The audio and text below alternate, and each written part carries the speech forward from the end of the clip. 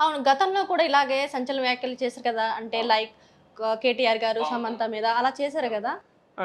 గతంలో కేటీఆర్ పైన, తర్వాత సమంత, నాగ చైతన్య గారి ఇంట్లో ఈ గొడవలు రానికి కారణం, నాగ చైతన్య, సమంత విడాకులు తీసుకోవడానికి కారణం కేటీఆరే అని జెప్పేసి వ్యాఖ్యలు చేసింది. దీని మీద ఆహ్, అందరూ ఖండించారు. అటు కాంగ్రెస్ పార్టీ ఖండించింది, తర్వాత బీఆర్ఎస్ పార్టీ ఖండించింది. యావత్ సమాజం. ఎందుకంటే మనకు తెలిసి తెలవకుండా ఒక కుటుంబం పైన అట్లా మాట్లాడడం అనేది కరెక్ట్ గాదు. నీకేమన్నా విమర్శించేది ఉంటే రాజకీయంగా విమర్శించు. పొలిటికల్‌గా నువ్వు ఈ పాలసీ నీది తప్పున్నది.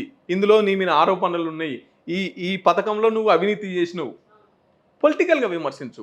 ఇంకో ఫ్యామిలీకి అంటగడుతూ, అందులో ఒక మహిళను ఇన్వాల్వ్ జేస్తూ, ఒక కుటుంబాన్ని గురించి మాట్లాడడం అనేది సరికాదని జెప్పేసి దాన్ని కోర్టుకెళ్ళినరు. కోర్టులో గూడా ఇంకా స్టిల్ నౌ ఇంకా విచారణ జరుగుతుంది. అది వీళ్ళు పరువు నష్టం దావా చేసినారు. మా గురించి ఇట్లా మాట్లాడిందని చెప్పేసి. దాని మీద నాగార్జున, సమంత, నాగ చైతన్య, పొలిటికల్ లీడర్లు ప్రతి ఒక్కరు సినిమా వాళ్ళు అందరూ ఖండించిర్రు.